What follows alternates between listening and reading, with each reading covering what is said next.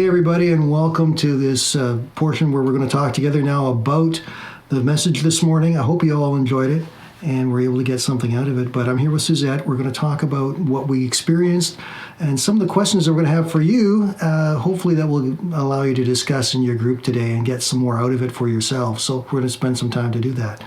So, how you doing?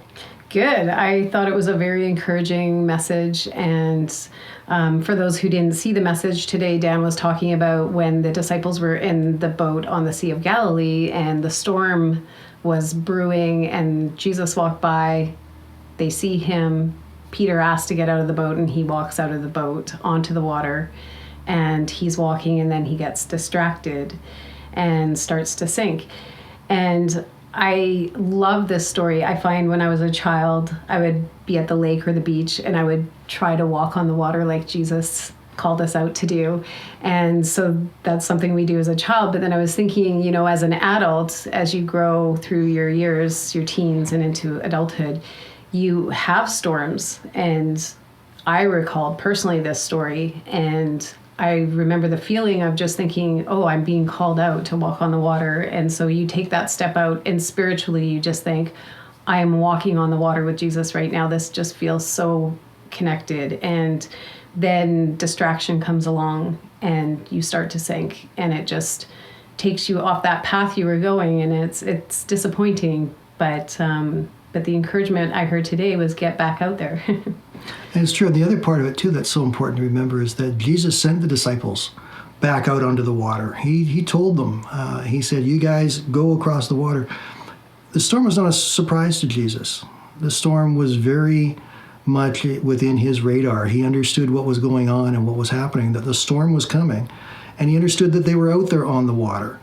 So there are times, very real times, when we are doing the right thing that God's told us to do. We're living the life we're supposed to live. We're being obedient to him. And we will still face storms. They will still come. It's not what we necessarily want, but it's what will happen. And in those storms, we have lessons that we can learn with them. But more often than not, there are ways that we need to learn to react in those storms. But first of all, I want to ask you this question this morning. Let me put it this way. What is the current storm in your life? I know that we've got COVID, we've got racial tensions, we've got political upheaval all around us, but maybe there's something else going on, and you can share it with your group. If you were to say, this is the storm that's consuming most of my energy and most of my concern and it's causing me fear, what is that storm in your life right now, and how is that storm actually affecting you? Share that with your group, and then let everyone have a chance to share and to tell what they're experiencing as well.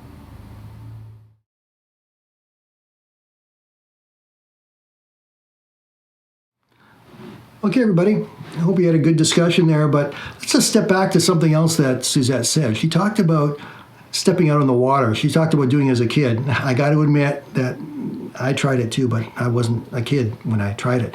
And it still didn't work for me either, so that's part of what happens. But sometimes we take a step of faith, and it can be a struggle for us. And so we have to find a way to be able to make a step that is actually consistent and that we can grow from and we can experience what God has for us in. So Suzette, when you've learned to take a step of faith, when you have stepped out into things that God's had for you, what did you feel and what were you experiencing in yourself and in your walk with God during those times when you've done that? The times that I've taken that step, I've felt a clear calling to move into a place of ministry or maybe start ministering with a single person. And I've just felt very connected. I've had confirmation, step out, do this, don't be afraid, trust in me. And I felt very confident stepping forward into that. And there is a confidence in it, even when there's craziness around you. And then until something comes, as with Peter, he took that step of faith. Faith is concentrating. We talked about this morning that faith is concentrating on Jesus, focusing on Jesus. And as you focus on him and concentrate on him, you then take action that corresponds to that focus and that concentration. But along the way, all this other stuff can come in and can start to overcome us. So let me ask you this question now. Have you ever taken a step of faith in something where you stepped out and started to do something that, as Suzette described, that you believe God's called you to do and to be, and as you've gone along, you've been going, okay, things are going good, but then all of a sudden you get sort of sideswiped. Something comes in from outside and gives you frustration. It knocks you off track, and you've lost sight of what you were trying to do to take your step of faith in. If you've ever experienced that, share that with your group, and then tell your group also how you felt after you realized what had happened.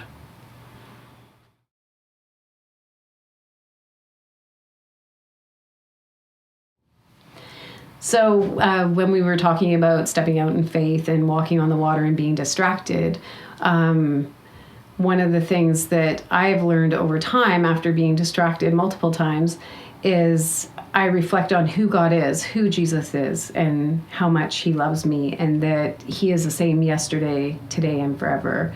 And when I think about how I can have faith in him because he is so faithful, it encourages me to just keep stepping out in the water. Even if I feel like I'm sinking, I try to refocus back to Jesus and who he is to me, and that if God is for us, who can be against us? And I find that really strengthens me in my walk, and it just seems so normal for the enemy to want to discourage us and take us away from the call that Jesus would have us walk in. How do you make that happen in your day? I mean, it's one thing to say, I focus this or I do that, but for you, how have you been able to actually, what do you do to get it? How do you get to that place? Right. So I have learned to identify when I'm getting off track. So if I feel anxiety bubbling up, or if I feel fear creeping at the door, or if I just feel distracted, like maybe I'm just internally irritated, I've learned to try to carve out, even if it's 5 minutes, of just put on some worship music. For me, if I have worship music on, it changes the atmosphere within and within my home. So I just try to have those moments. Maybe I go to the scripture, open up the Bible. I try to read the Bible every day or do a devotion every day just to start it right. I feel the difference when I don't. But I do take that moment. So I'm trying very hard to listen to when the Spirit is saying, hey, something's up here.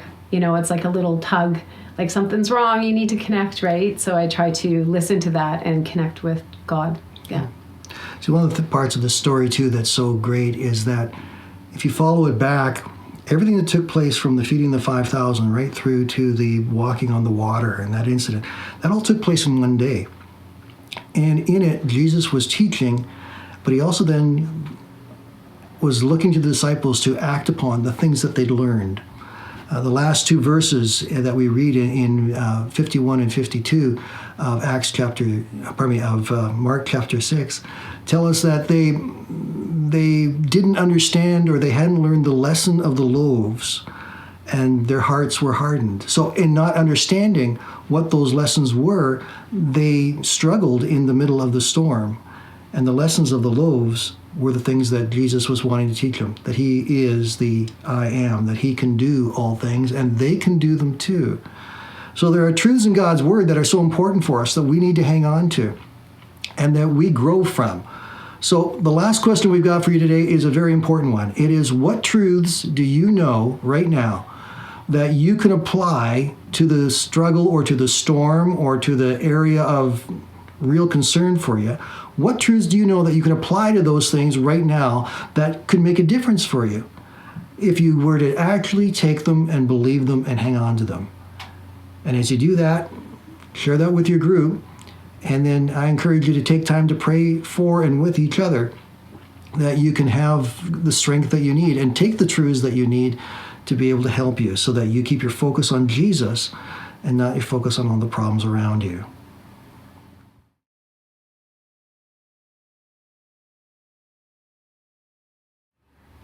Everyone, thank you for being with us today and going through this with us and listening. You have an opportunity right now to, as a group, get together and pray for each other, not just about the things we've talked about, but whatever's going on in your lives. That's part of what the strength is in our community groups, that we are building community and family together. So we rely on one another in that. So take your time now, pray for one another, and encourage one another. Encourage one another to be strong. Encourage one another to be moving ahead and wise. And let God's grace just flow from you, because His grace is so good and so great for you there. So let that be with you guys today. And I hope you have a great week. We're going to see you again sometime soon. If not from the platform, I'll see you certainly in church. So have a great week. Take care, everybody, and we will see you later on. Bye-bye now. Bye, Crossroads. Have a blessed week.